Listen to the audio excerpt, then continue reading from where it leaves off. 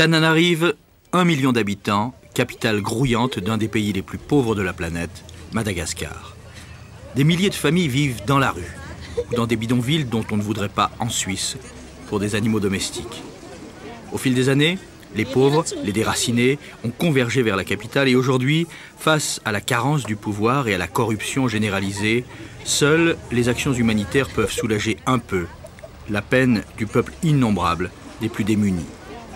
Certaines actions d'envergure ont été entreprises, en particulier par le père Pedro, un prêtre d'origine slovène qui, après un détour par le Chili, consacre aujourd'hui son énergie à redonner à ceux qui vivaient dans les tas d'immondices les moyens de se loger, de se nourrir, d'envoyer leurs enfants à l'école, de retrouver la dignité.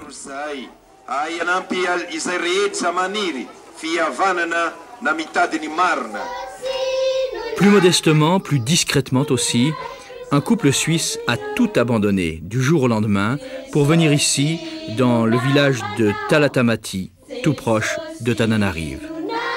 Aujourd'hui, grâce à eux, 6 enfants ont trouvé une famille et une vingtaine d'autres bénéficient chaque jour d'un vrai repas.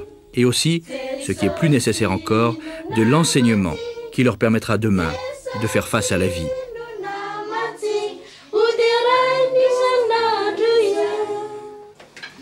Repas de midi, identique pour les uns et les autres. Les demi-pensionnaires dans la grande salle, les 7 de la petite famille sous l'auvent. Monsieur, plein de fois. Le plus petit de la maison, c'est Eri, il a 2 ans. Quel âge tu as, Eri? 2 ans. Après, il y a John qui a 8 ans. Sylvie a 6 ans.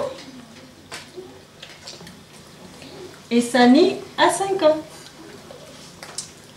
Taïm a 2 ans et demi. Rachel, elle a 4 ans et demi. Et puis même avant la balançoire, hein, Tété. Et ça, c'est Landy, elle a 3 ans. Tout là. Comme ça, qu'on avait mis les petits chapeaux comme ça.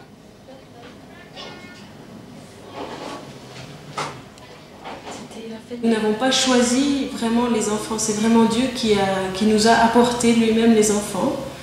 Et la première maman qui est venue au portail avec 2 petites filles, on les a pris. C'était donc Sylvie et Landy. Et quelques mois plus tard, c'est un bébé qui a été abandonné à la maternité, c'est Taïn. Au mois de mars, nous avons eu Sani. C'est un enfant qui vient de Nosibé, qui a aussi été abandonné par sa maman. 1 mois et demi plus tard, c'est le ministère de la Population qui nous a téléphoné pour nous dire qu'il y avait un nouveau bébé abandonné à la maternité, c'était Eri. Nous l'avons à nouveau accepté. Et le dernier, c'est John. John, on le connaissait déjà depuis 4 ans, il était dans un autre orphelinat et il avait beaucoup de difficultés. Et nous avions beaucoup à cœur cet enfant. Et sa maman, c'est sa maman qui nous l'a amené pour nous demander de le prendre. En droit, vous n'êtes pas leurs parents, vous êtes leur tuteur, mais en fait, tous vous appellent papa et maman. Oui, oui, parce que les mamans ont abandonné définitivement leur enfant.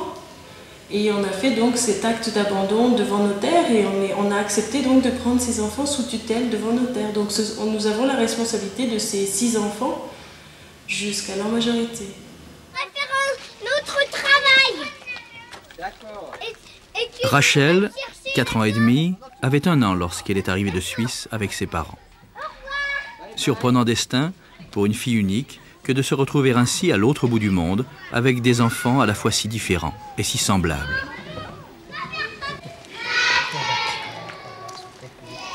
Après la maison familiale, le bâtiment de l'école est à son tour presque terminé. Il ne reste à construire que le préau et tout sera prêt pour la rentrée de septembre. La plupart des ouvriers sont aussi des parents d'enfants scolarisés ici.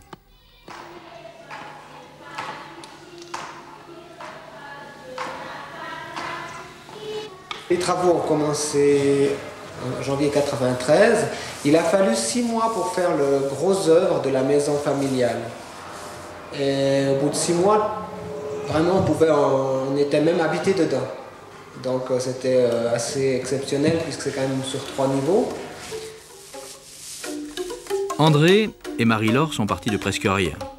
À Genève, André était employé à la Poste et lorsque la décision a été prise, ce sont ses économies et son 3e pilier qui ont constitué leur trésor, moins de 50 000 francs suisses. Merci.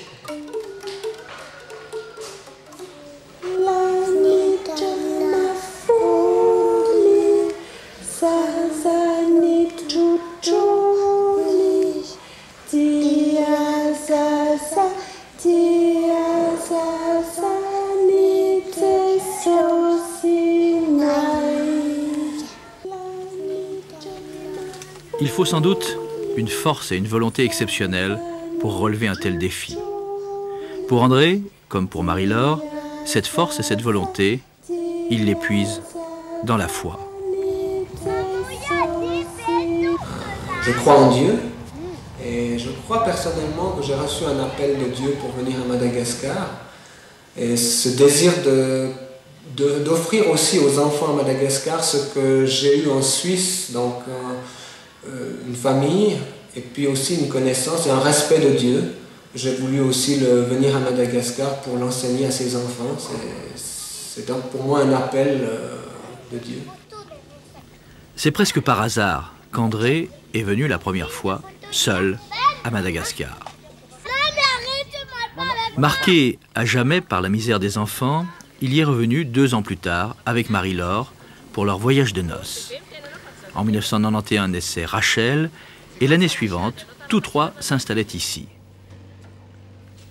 Il n'était pas encore question de bâtir une école, seulement la maison familiale destinée à accueillir les 7 premiers enfants. La situation scolaire de Madagascar allait faire le reste.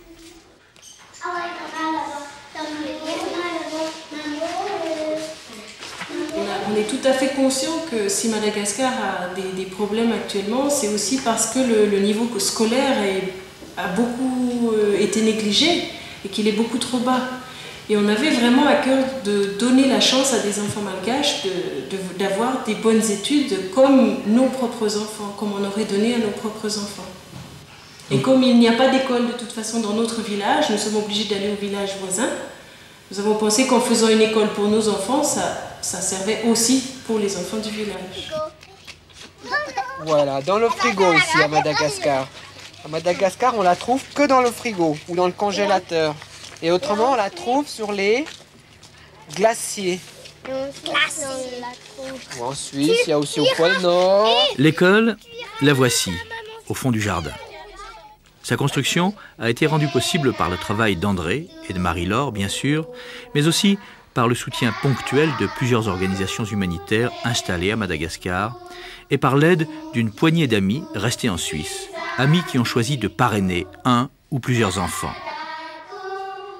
Mais attention, il n'est pas question d'adoption hors du pays. L'avenir de ces enfants est ici, à Madagascar, comme celui d'André et de Marie-Laure, qui ont, devant notaire, pris l'engagement de les amener jusqu'à l'âge de leur majorité, et peut-être même au-delà.